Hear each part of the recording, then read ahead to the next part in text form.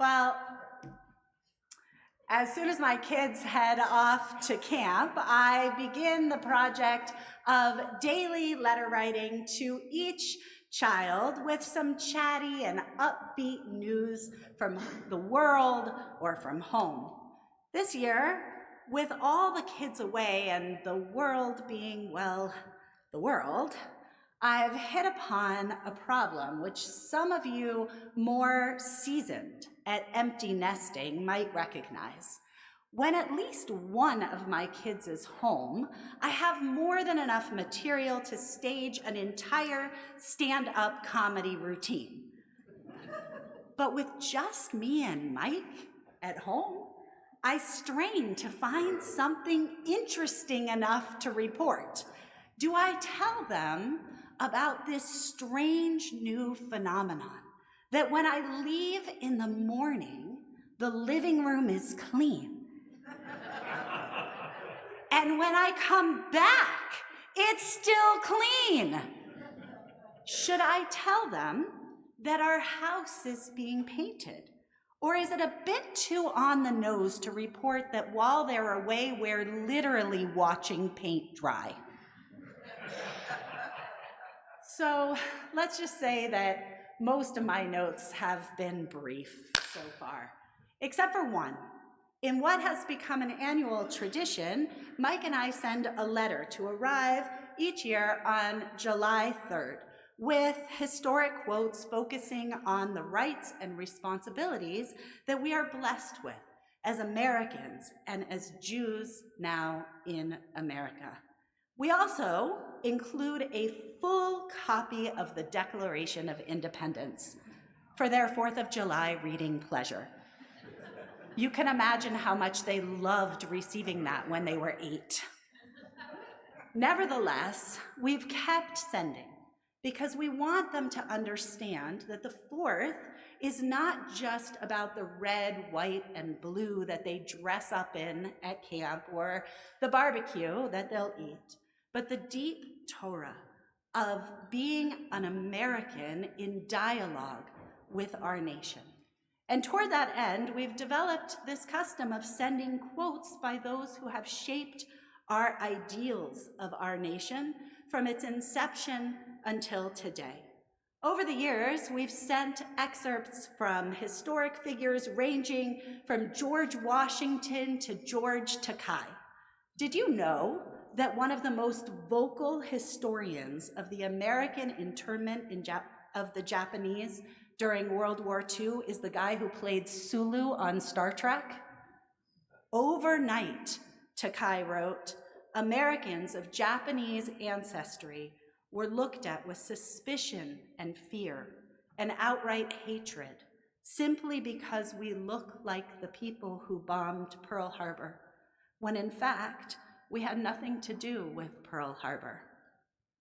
In his story, I hear echoes of our story, a warning about how quickly things can change, even here in America, and a call to participate actively and vigilantly in the continued shaping of our nation. This year, that story rings especially important. This year, at an intense time of history unfolding all around us, as Americans and as Jews, it actually was pretty hard for me to narrow down which quotes to choose.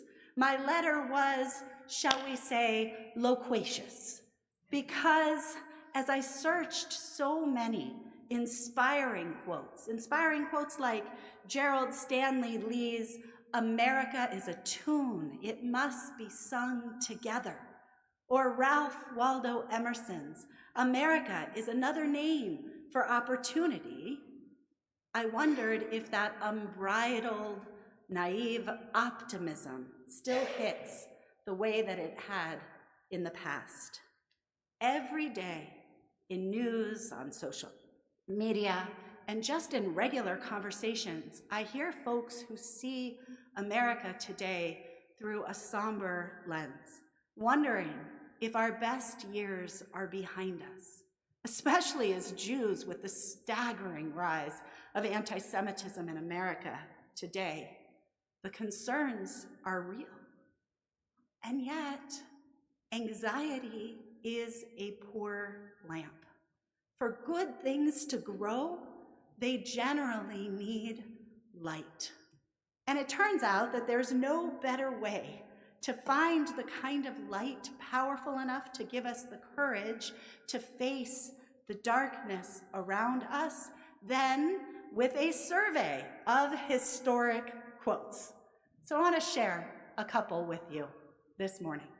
For example, Elmer Davis, who directed the Department of War Information during World War II, wrote, "This nation will remain the land of the free only so long as it is the home of the brave."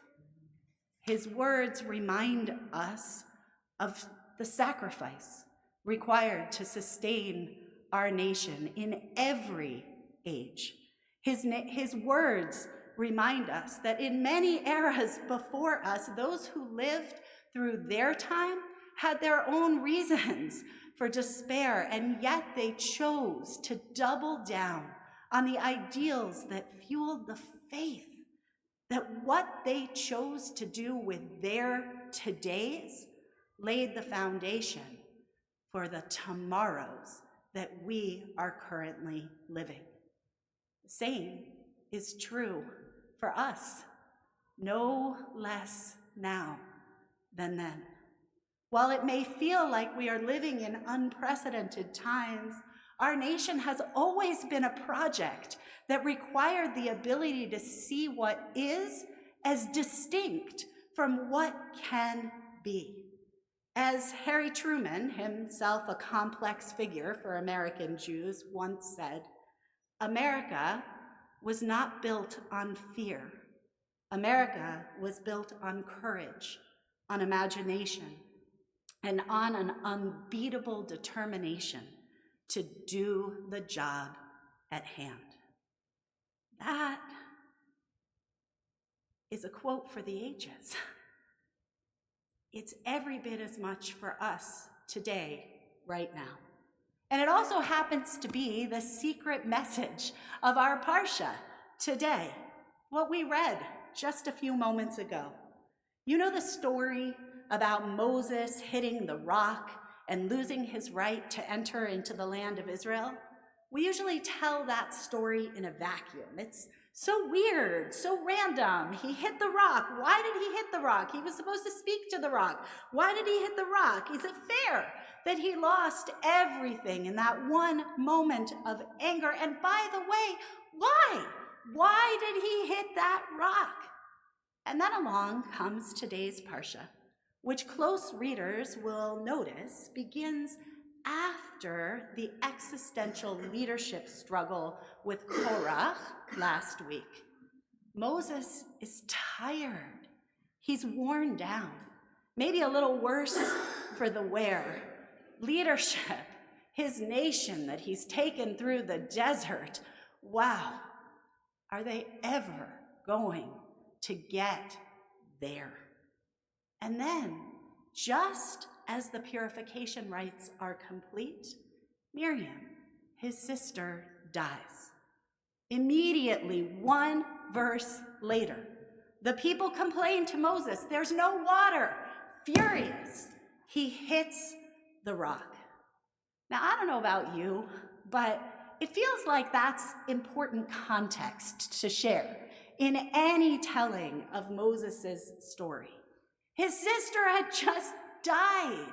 He's in mourning. He's despondent. The project that he's been building feels like it might not come to be. Not only that, but the people that he's leading are despondent, losing sight of what could be.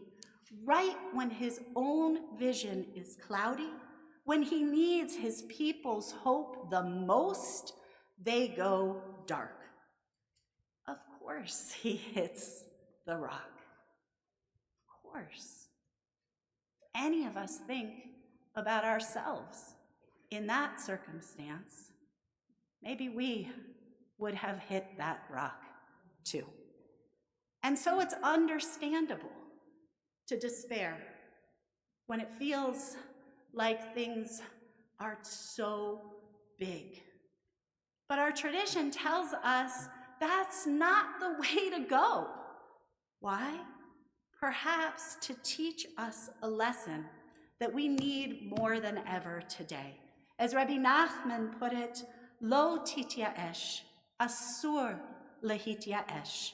It is forbidden to despair. What might that look like for us in America today? Well, there are big challenges. That means there are big opportunities, big stories yet to be written about how we will rise to resolve them. There are big divisions.